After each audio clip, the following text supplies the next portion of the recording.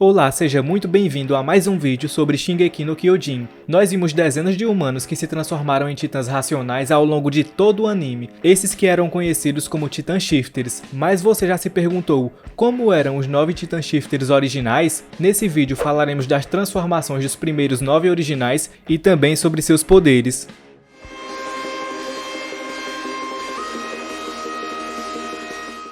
O primeiro sobre o qual nós falaremos será o Titã Bestial, que possui características bem únicas, geralmente sendo um pouco maior que a maioria dos outros originais e manifestando sempre a aparência de algum animal. No anime nós vimos Zeke e Yeager que quando transformado lembravam um macaco e Tonk Saver que lembravam uma ovelha. Também vimos outros poucos bestiais e cada um deles parecia um animal diferente, mas provavelmente Zeke foi o mais forte deles, já que sendo da família real, sua transformação tinha vários poderes únicos, que nenhum outro nunca possuiu, como por exemplo seu sangue, que foi capaz de transformar alguns súditos de Ymir. A única condição era de que os alvos tivessem ingerido seu fluido espinhal antes, mas vamos voltar ao assunto principal do vídeo e ver como era a aparência do primeiro Titã Bestial. Essa é a única foto que temos onde o primeiro bestial é parcialmente revelado. Ele lembra um pouco o do Zeke, só que com alguns pelos faciais e um corte de cabelo bem mais legal. Tirando a aparência, eu diria que o usuário era bem mais velho que o Zeke.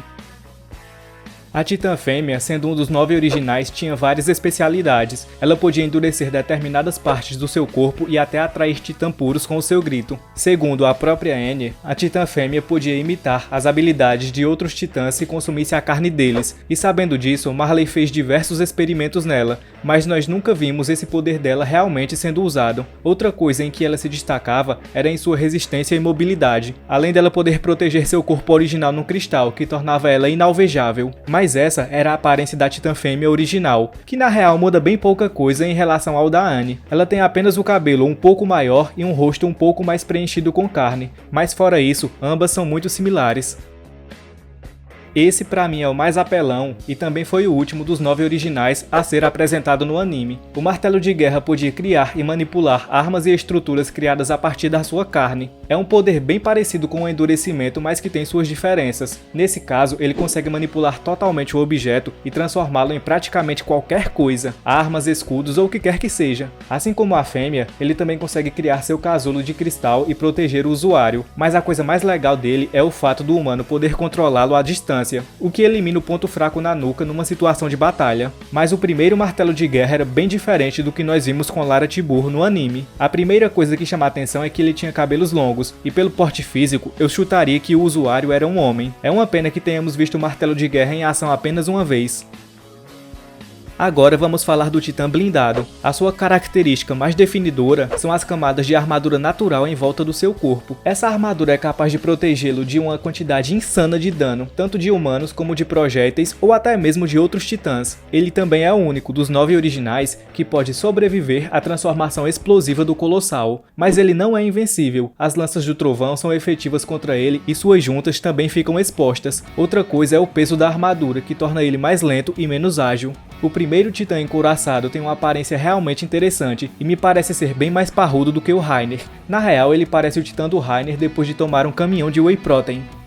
O Titã Quadrúpede foi conhecido pela sua velocidade e resistência inigualáveis, então obviamente ele era preferido para missões longas, já que precisaria de menos descanso, e também consegue ficar transformado por longos períodos, tipo vários meses. Ele é basicamente uma máquina militar, podendo inclusive ser equipado com armas, metralhadoras e etc. A Pieck, que detém o poder, também fala que consegue se transformar consecutivamente centenas de vezes antes de se esgotar, o que é impressionante, já que um Titã Shifter normal só se transforma algumas poucas vezes no intervalo de um dia. O design do primeiro quadrúpede pra mim é bem esquisito, é bem diferente da versão que nós vimos no anime, tendo olhos menores e um nariz diferente. Quando eu vi pela primeira vez, achei bem parecido com um rato.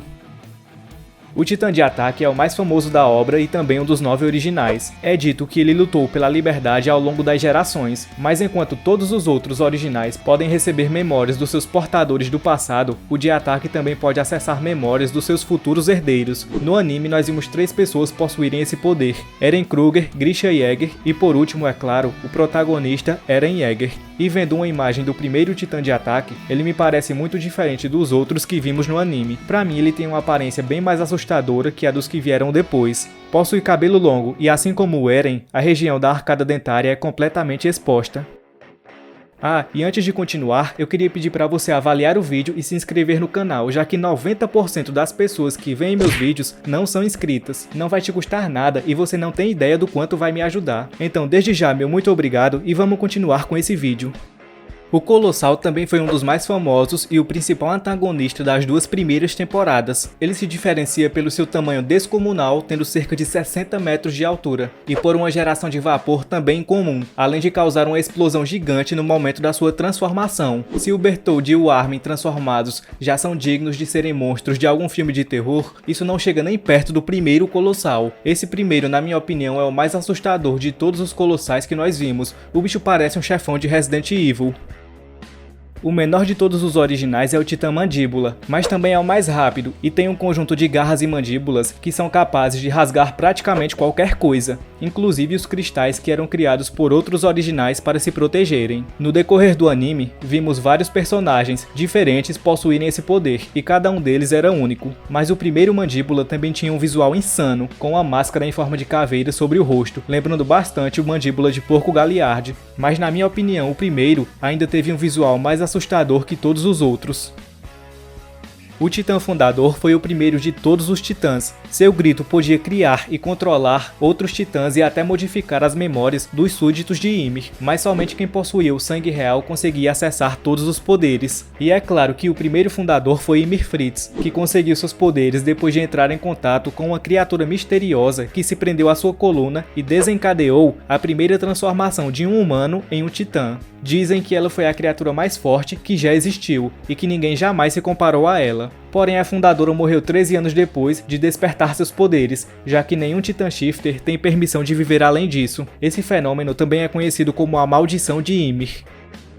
Esses foram os primeiros titãs originais do universo de Shingeki no Kyojin. E a você que ficou até aqui, meu muito obrigado. Clique no gostei e considere se inscrever no canal. Por hoje é isso, até a próxima e tchau!